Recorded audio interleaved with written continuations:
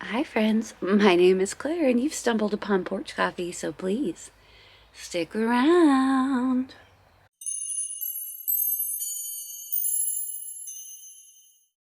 Hi friends, my name is Claire and this is my channel, Woodshed Theory.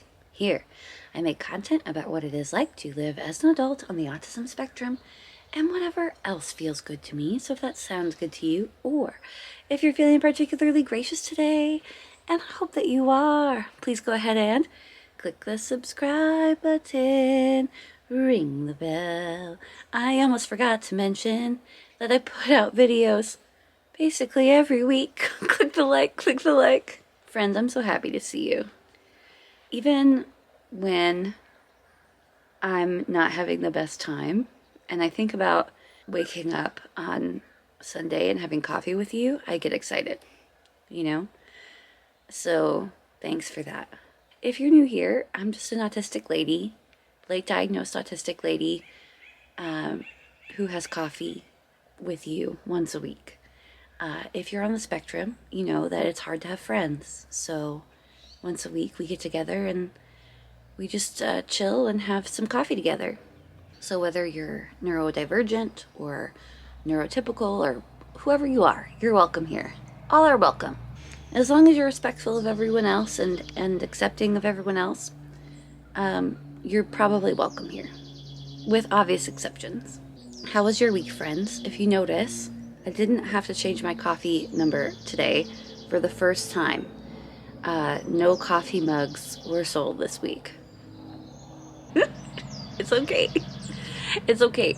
I normally on Monday I'm like, ooh, because a few will get ordered and I'll get excited, but it's totally fine. No mugs sold this week. So we're still at 47, I think, mugs out in the mug universe, including this one. If you want to get a mug, the information will be down below, but no pressure. It's for fun. It's a fun thing. So, friends, my week was tumultuous, fine. I only had one video out, which was the porch coffee.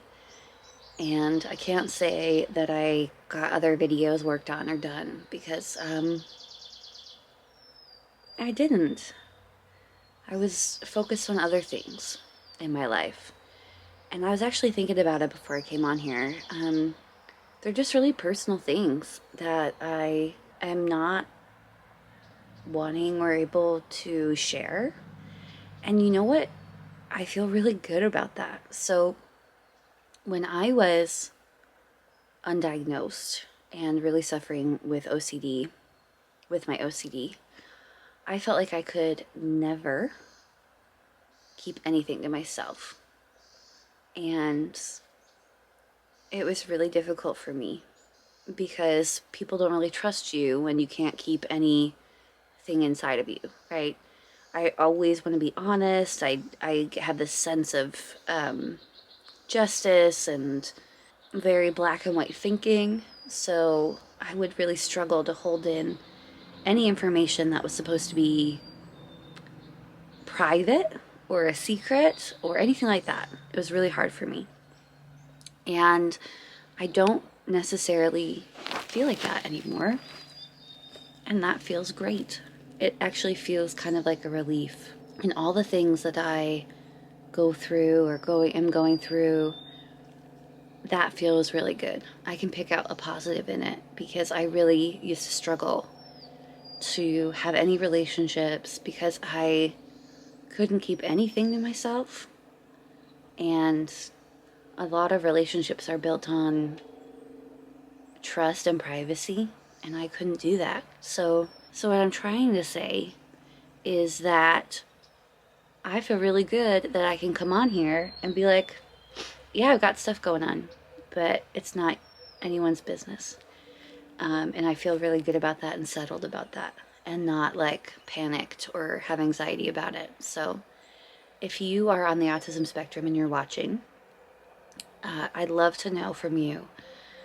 Did you ever have that issue? Do you have that issue where you really struggle to keep like information inside of you? Like if somebody's like, don't share that, or even if you know it's just not supposed to be shared, How do you feel about that? Did you or do you have a trouble holding that information in? I always had information like when I was younger, I'd really have struggles differentiating like what was okay to say and what was not okay to say. Autism is a social disorder, and it really affects your social functioning, and you usually get the social stuff wrong. So the fact that I've come so far and I feel better about, like, I feel more empowered about choosing my own behaviors, I feel good about that. So yeah, I've got stuff going on in my life right now, and I'm just working through it. Oh, I got some more exercise this week, and I'm really proud of that.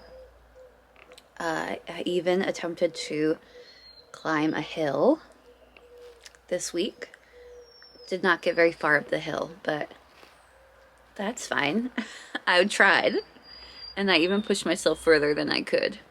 I am in terrible shape, really terrible shape, and that is not what I want for myself. And I'm not trying to be hard on myself or anything, because this body has gotten me through a lot of things. But I'd like to make some more positive changes and have a healthier body, so I am attempting to do that. So yes, I tried to get out and have some exercise this week. My big goal for this week is it's taxes week, and probably spend most of my day working on that. Did I leave it to the last minute? Kind of, but also, I mean, I have myself better set up than I did in the past. It's my second year of having an LLC, so I just need to figure out that part of the world. I find the tax system stressful. I think that they should just tell you what you owe them or give you what you deserve back. They know, right? Anyway, tax season is super stressful, isn't it? But once it's over, then I can just move on with my life. When I started a small business, I knew that this was going to be part of it. But I don't always feel like super equipped. But I'm learning a lot, and I learned a lot last year when I did the taxes. So, you know, that's just telling you what I'm going to be up to. Tax season, 18th. Americans, it's the 18th this year. We've got a few more days. Oh, yes, I wanted to tell you. So, I went on a date with my spouse. This week. We went to go see the Dungeons and Dragons movie. And when the movie was great. I mean, it was fine. Was it the best movie I've ever seen? No. But was it a good movie? Sure. They did a good job. They had a lot of practical effects, which I love. I dislike the turn away from practical effects into computer graphics, because I feel like a mix is fine. I just like practical effects better, like Muppets and things like that. That's my jam. So I really enjoyed the movie, but that's not why I'm bringing this up. I'm bringing it up because when I go to the movies, I like to get a blue icy. Since I was a little girl, I've loved blue ices. I never really had a lot of them growing up, but when I did, I was like, this is amazing. When I was a kid going to the movies, you could only really pick one thing, and I'd always get Junior Mints. That was the thing I would pick. But as an adult, I switched to ices and popcorn. I got a small popcorn with butter and a large icy. And let me tell you something. I don't think I can get the large icy anymore. Hey, Bert. So I woke up with the worst sugar hangover of my life. I felt terrible most of the day after. Come to find out, there's like 116 grams of sugar in a large icy. It sucks because a blue icy, it doesn't taste like anything else in the world, and I love it. But I can't handle the sugar at the end. It's just too, it's a lot. What is it like? I think it was, I think it was like 27 teaspoons in one drink and 24 ounces. It's a lot. It's a lot of sugar. And my old body can't handle it. So if you have similar sugar issues as an old person, I'd stay away from that one. Wow.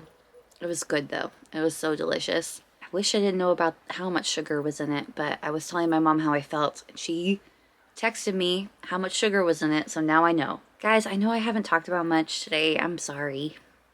I appreciate you, and I love having coffee with you.